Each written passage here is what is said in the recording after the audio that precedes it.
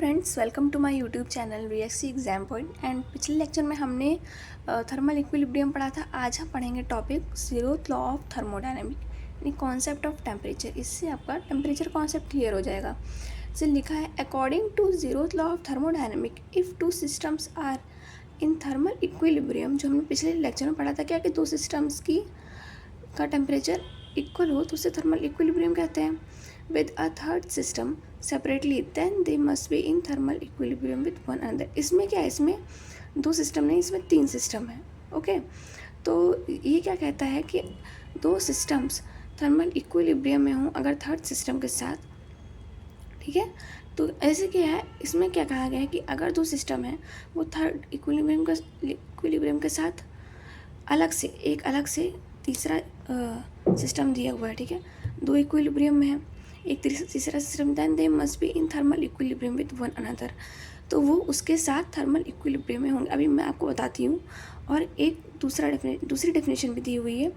If three or more systems are in contact with each other, अगर तीन या तीन से ज़्यादा सिस्टम्स एक दूसरे के कॉन्टैक्ट में हैं थ्रू डायथर्मिक वॉल के through, and all are in thermal equilibrium with each other separately, और अलग अलग तरह से वो एक दूसरे से थर्मल इक्विलिब्रियम में हैं, then any two systems must be in thermal equilibrium with one another. तो कोई भी दो सिस्टम्स तीसरे के साथ थर्मल इक्विलिब्रियम में होंगे। इसका मतलब क्या है कि इसे डायग्राम से समझते हैं। ऐसे तीन सिस्टम दिया हुआ है, ए, बी और सी। तो ए और बी के बीच में एडियाबेटिक वॉल है। जैसे आपको मैंने पिछले लेक्चर में बताया था कि एडियाबेटिक वॉल इंसुलेटर होती है, यानी कि ए का चाहे जो टेम्परेचर वो बी तक नहीं पहुंचेगा और बी का कुछ भी टेम्परेचर वो ए तक नहीं पहुंचेगा। उसके बाद तीसरा सिस्टम आ गया सी। सी इन दोनों से ऐड है थ्रू द डायथर्मल वॉल। ठीक है, ए और बी के बीच में एडियाबेटिक वॉल लगी है।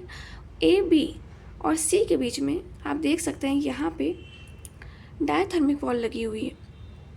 तो डायथर्मिक वॉल कंडक्टर होती है, पिछले लेक्चर में बताया था। यानी कि अगर सी का कोई भी टेम्परेचर है वो ए और बी तक पहुंच जाएगा, भले ही ए और बी एक दूसरे से अलग अलग हैं।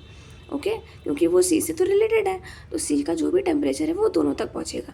तो इससे दोनों क्या होंगे, दोनों थर्मल इक्विलिब्रियम में होंगे, क्योंकि सी का टेम्परेचर उन तक पहुंच रहा है। ये बात समझ में आई?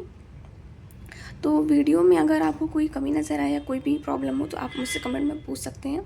और इसी तरह से अगर एडियाबेटिक वॉल हम ए और बी के बजाय अगर हम यहाँ पे सी डायथर्मिक वॉल की जगह पे लगाते हैं तो भी बात सेम ही रहेगी, अगर हम वॉल को एक्सचेंज कर दे रहे हैं तो।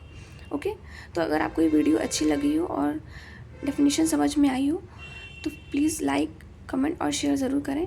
Any problem so please comment. Okay, thank you.